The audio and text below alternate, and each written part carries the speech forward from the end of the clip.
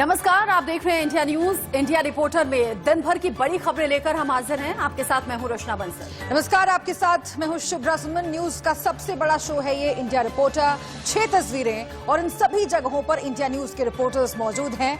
बंगाल में होने वाले चुनाव के लिहाज से आज का दिन बहुत बड़ा है। ममता के गढ़ में अमित शाह ने हुंकार भरी है। बीजेपी इस बार टीएमसी को बंगाल से उखाड़ फेंकने की पूरी कोशिश कर रही है। क्या है बीजेपी का बंगाल मिशन, इस पर चर्चा होगी। साथ ही टीएमसी के बागी दीदी को क्या संदेश दे रहे हैं, इसकी भी तह तक जाने की कोशिश करेंगे। इसके अलावा अंदरूनी कलह से जूझ रही कांग्रेस बड़े फेरबदल की तैयारी में है।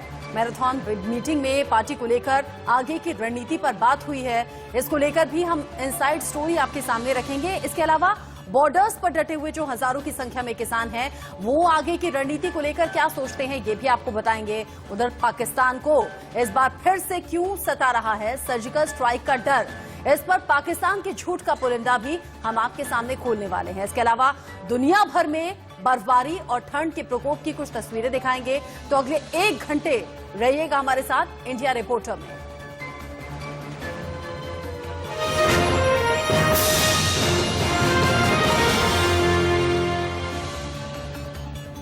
बिहार जीतने के बाद बीजेपी का मिशन बंगाल शुरू हो गया है। 2 दिवसीय दौरे पर बंगाल पहुंचे अमित शाह ने मंदिर मठ के दर्शन करने के बाद रोड शो करके शक्ति प्रदर्शन किया। दीदी के गढ़ में सेंधमारी करने पहुंचे अमित शाह ने बंगाल की जनता से कहा कि बीजेपी को 5 साल का समय दीजिए, बंगाल को सोनार बांग्ला करके दिखाएंगे। सिर्फ इतना नहीं, बीजेपी में शामिल हुए शुभेंदु अधिकारी और अमित शाह ने कहा कि इस बार 200 से ज्यादा सीटें हम जीतेंगे, सरकार बनाएंगे। बंगाल में टीएमसी को सत्ता से उखाड़ फेंकना है।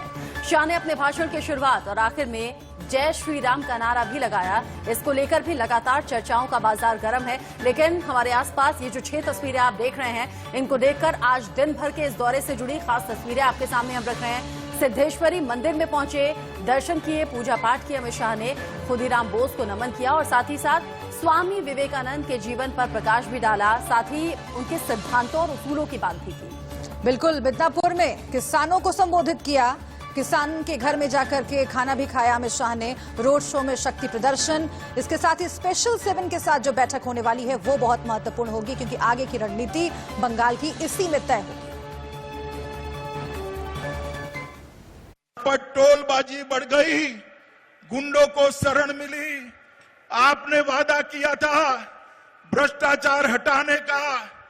मोदी जी ने अम्फान तूफान के लिए जो पैसे भेजे, सारे के सारे तृणमूल के गुंडों के पॉकेट में चले गए। मित्रों, पॉकेट में। मोदी जी ने कोरोना के कालखंड में गरीबों के लिए 8 महीने तक अनाज बेचा।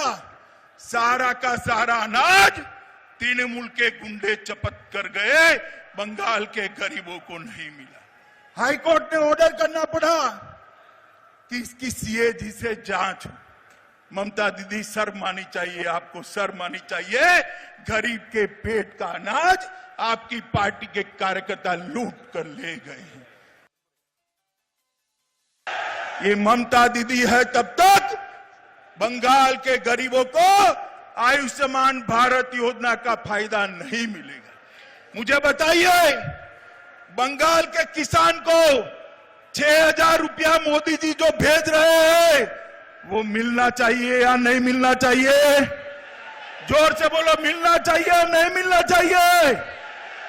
मगर किसान भाइयों, जब तक आप ये तृणमूल कांग्रेस को उखाड़ कर नहीं फेंक देते, आपको ये 6,000 रुपया नहीं मिलने वाला है। कि संसद के चुनाव के अंदर आप कहते थे बीजेपी का खाता नहीं खुलेगा।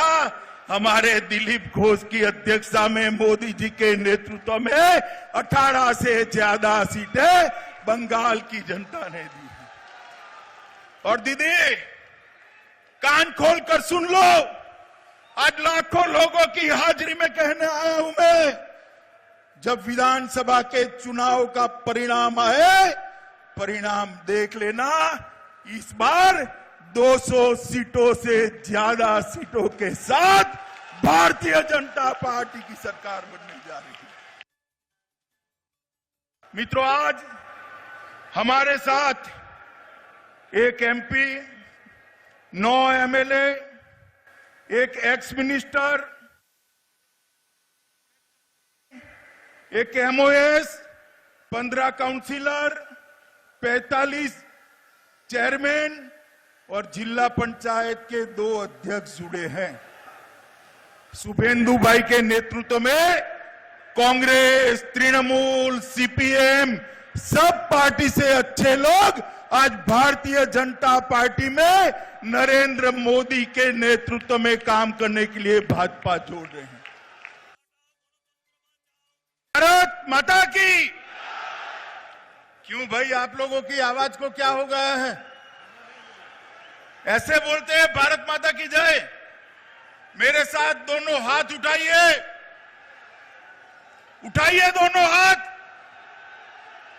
बंगाल में परिवर्तन का मुट्ठी भींचिए और कलकत्ता में ममता दीदी के कान तक पहुंचे ऐसे बड़े आवाज से बोलिए, भारत माता की, भारत माता की।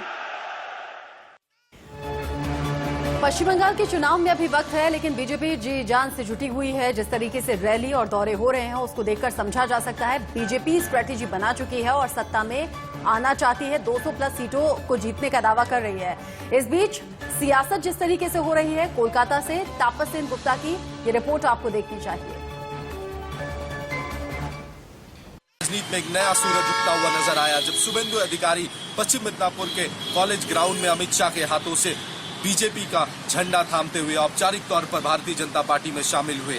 पूरे राज्य के लोगों की निगाहें टिकी हुई थी कॉलेज मैदान में, शुभेंदु अधिकारी क्या कहेंगे। और अपने स्पीच में शुभेंदु अधिकारी तृणमूल कांग्रेस को आड़े हाथ लेते हुए साफ तौर पे कहा कि तृणमूल कांग्रेस अब आम लोगों के लिए काम नहीं करती और तृणमूल कांग्रेस में आजादी नहीं है काम करने की। सिर्फ यही नहीं, उन्होंने एक नया नारा भी वो वहां से जोड़ दिया जिसमें उन्होंने कहा कि तोलाबाज भाई को हटाओ। और यही आने वाले चुनाव में बीजेपी के तरफ से अलग अलग हिस्सों में गूंजेगी यही स्लोगन। इसके साथ एक बड़ा सवाल ये भी रह जाता है कि तृणमूल छोड़ बीजेपी में शामिल होकर क्या शुभेंदु अधिकारी वाकई में पश्चिम बंगाल में कमल खिलाने में सफल होंगे। तापस सेन गुप्ता, इंडिया न्यूज, कोलकाता।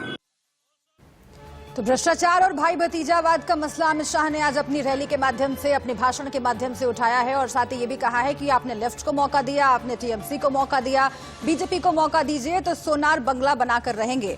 इस बीच हमारे 2 सहयोगी हमारे साथ जुड़ गए हैं। तापस सेन गुप्ता सीधे बंगाल से हमारे साथ जुड़ रहे हैं और न्यूज रूम से रोहित पुनेठा हमारे सहयोगी जुड़ रहे हैं। लेकिन सबसे पहले ग्राउंड जीरो पे चलते हैं क्योंकि आज के दिन का सबको इंतजार था। 2 दिवसीय ये दौरा अमित शाह का तापस, और आज से उसकी शुरुआत हो गई है।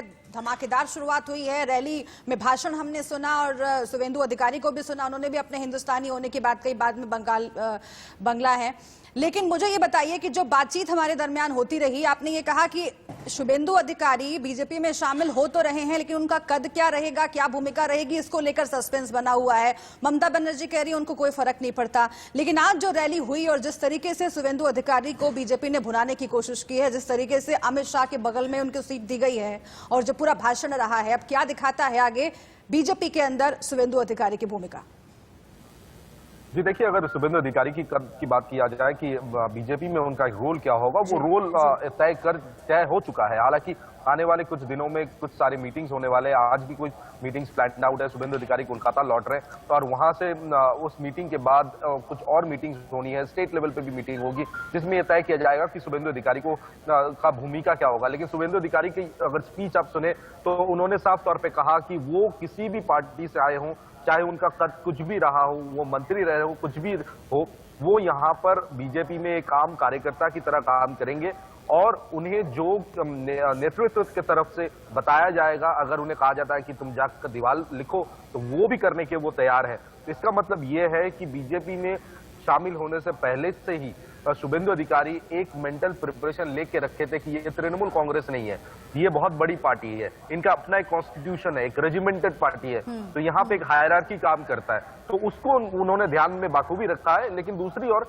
बीजेपी भी बहुत सतर्क है इस चीज को लेकर कि ये बड़े नाम जो आज जुड़ रहे हैं, कहीं ये पुराने लोग और नए लोगों के बीच कोई दंड भेद ना शुरू हो जाए इस बीच, तो उसको भी ध्यान में रखते हुए जितनी खबर आ रही है कि शुभेंदु अधिकारी को रार बांग्ला और मिदनापुर, 2 मिदनापुर, पश्चिम और पूर्वी मिदनापुर, पूर्वी और पश्चिम बर्धमान, इसकी जिम्मेदारी दी जाएगी। और खासकर जो युवा मोर्चा है, युवा मोर्चा की भी काम को वो थोड़ा आगे लेकर जाएंगे। सौमित्र खान जो है अभी प्रेसिडेंट है, हालांकि शुभेंदु अधिकारी उनसे सीनियर है, लेकिन उसके बावजूद भी शुभेंदु अधिकारी का एक बहुत बड़ा यूथ फॉलोइंग है, तो उसको भी बीजेपी कैपिटलाइज करना चाहती है। लेकिन वो सब चीजें तय होगी एक मीटिंग के बाद, जो आज भी एक शाम को। ये बहुत महत्वपूर्ण बात आप कह रहे हैं। आपके टीएमसी के भीतर जो चल रहा है वो तो हम जानते ही हैं, लेकिन बीजेपी के भीतर कोई असंतोष पैदा नहीं हो जाए, इससे पहले कि रचना आप रोहित के पास जाए न्यूज रूम, एक छोटा सा जवाब आपसे मैं चाहती हूँ तापस, कि जितेंद्र तिवारी, उनके बारे में भी सुगबुगाहट थी, वो टीएमसी में ही रहेंगे, क्योंकि बाबुल सुप्रियो ने बाकायदा पोस्ट लिखा फेसबुक पर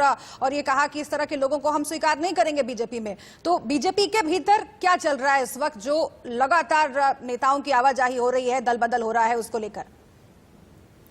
देखिए, बीजेपी में अगर आप 2 साल पहले की या 3 साल पहले की भी बात करें, मुकुल रॉय जब बीजेपी में आने की तैयारी कर रहे थे तब काफी बातें छिड़ी थी, तब दिलीप घोष भी बहुत टेढ़ी बात कर रहे थे मुकुल रॉय को लेकर, और ज्यादातर नेता जो है जैसे राहुल सिन्हा वो नाखुश रहे हैं। लेकिन उसके बाद भी मुकुल रॉय पश्चिम बंगाल के बीजेपी में शामिल होते हैं और बीजेपी को मदद करते हैं। तो ठीक उसी तरह अगर आप ध्यान में रखें जितेंद्र तिवारी की रोल, चाहे वो व्यक्ति कैसे भी हो, चाहे वो बाहुबली हो, लेकिन उनका जो एक क्षमता है वोट बैंक को साथ लाने की, वो क्षमता आप डिनाई नहीं कर सकते। जैसे शुभेंदु अधिकारी है, कुछ हद तक वैसा जितेंद्र तिवारी भी है। लेकिन उसके दूसरी ओर अगर आप और कुछ नेताओं की बात करें, बाबुल सुप्रियो कहिए या दिलीप घोष कहिए या कोई और कहिए, उनमें क्या ये पोटेंशियलिटी है?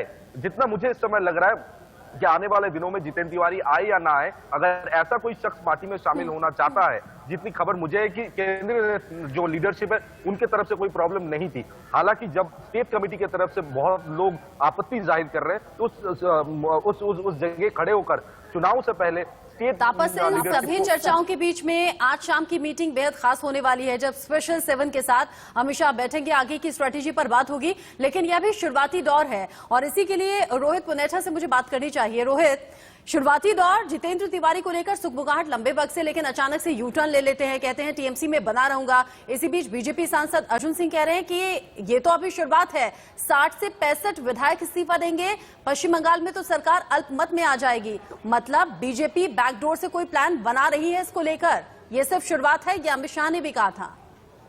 बिल्कुल, देखिए रचना, बीजेपी जब भी किसी फील्ड में उतरती है, जो खासतौर पर राजनीतिक फील्ड है, वहां पर पूरी रणनीति के साथ उतरती है, और वो रणनीति आज नजर भी आई है कि बीजेपी का एजेंडा क्या रहने वाला है बंगाल में। वो जब अमित शाह ने अपना मिदनापुर में रैली की शुरुआत की थी, और इस रैली की शुरुआत उन्होंने कैसे की, जय श्री राम कहकर की, तो इसी के साथ उन्होंने एक चीज तो बहुत ज्यादा क्लियर कर दी कि इस बार जो एजेंडा है बीजेपी का, वो जो बीजेपी का कैरेक्टर रहा है हर चुनाव में, वो वही एजेंडा रहने वाला, यानी कि हिंदुत्व का एजेंडा यहां पर रहने वाला है। और जिस तरीके से आक्रामक प्रचार कर रही है बीजेपी, अभी मैं आपको बता दूं कि 1 महीने के अंदर अमित शाह का दूसरा दौरा है बंगाल का। 1 महीने पहले भी अमित शाह आए थे और अब फिर आए हैं और 2 दिन के दौरे पर हैं। तो एक आक्रामक प्रचार की रणनीति पूरी तरह से तैयार कर ली है, और एक तरीके से मुझे लग रहा है कि एक मेंटल प्रेशर भी बनाने की लगातार कोशिश की जा रही है ममता बनर्जी पर, क्योंकि देखिए बौखलाहट नजर आ रही है साफ तौर पर। अभी सीधे तौर पर अभी हम देखें तो अब आज उन्होंने भ्रष्टाचार को लेकर निशाना साधा, परिवारवाद को लेकर निशाना साधा, लगातार इसको लेकर निशाना साध रहे हैं। परिवारवाद का सीधा मतलब जाता है अभिषेक बनर्जी के ऊपर। और अभी शुभेंदु अधिकारी ने जो पार्टी छोड़ी है, जो बाकी जो विधायक हैं जिन्होंने पार्टी छोड़ी है, बाकी जो नेता हैं जिन्होंने पार्टी छोड़ी है, उन सबका यही कहना था कि जो अभिषेक बनर्जी हैं वो पार्टी को कैप्चर कर रहे हैं, और कहीं ना कहीं जो पार्टी के बाकी नेता हैं उनको ये चीज मंजूर नहीं है। असंतोष है, ये असंतोष का जिक्र आप कर रहे हैं, और यही वजह है कि इस असंतोष के बाद हम देख रहे हैं कि बड़ी संख्या में टीएमसी की ओर से नेताओं की दल बदली हो रही है, वो बीजेपी का रुख कर रहे हैं। आप दोनों का बहुत शुक्रिया हमसे बातचीत करने के लिए। देखना यही होगा कि पश्चिम बंगाल की सियासत में आगे क्या होता है, क्योंकि आज जो बाहरी बनाम बंगाली का मसला है उसको लेकर के भी गृह मंत्री अमित शाह और शुभेंदु अधिकारी, उन्होंने भी ये कह दिया कि हम बंगाली बाद में हैं, हिंदुस्तानी पहले हैं। आप समझिए कि बंगाल जो है वो सांस्कृतिक राष्ट्रवाद की भूमि के लिए भी जाना जाता है। ऐसे में वहां पर बीजेपी अगर इस तरीके से अपना एजेंडा चला रही है तो किस तरह जो ममता बनर्जी बाहरी बनाम बंगाली का मसला बनाना चाहती हैं उसको आघात पहुंच सकता है, चोट पहुंच सकती है। स्वामी विवेकानंद और बोस को नमन करते हुए शाह ने बहुत कुछ कहा है, वो भी आपको सुनवाते हैं। सुनिए जरा और समझिए बीजेपी का पूरा प्लान।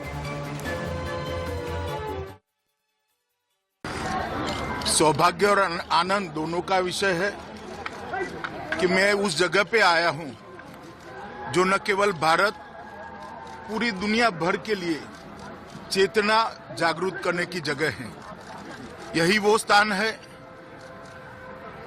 जहां भारत की आकाश गंगा के सबसे तेजस्वी तारले स्वामी विवेकानंद ने जन्म लिया था।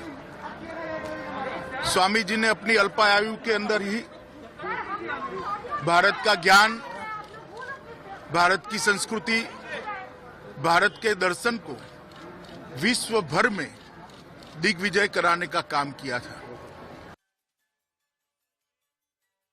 यह मेरा सौभाग्य है कि वीर शहीद खुदीराम बोस के जन्म स्थान पर आकर यहाँ की मिट्टी को कपाल पर लगाने का मुझे सौभाग्य मिला है। स्वतंत्रता संग्राम में बंगाल और बंगाली सपूतों का योगदान भारत कभी भुला नहीं सकता।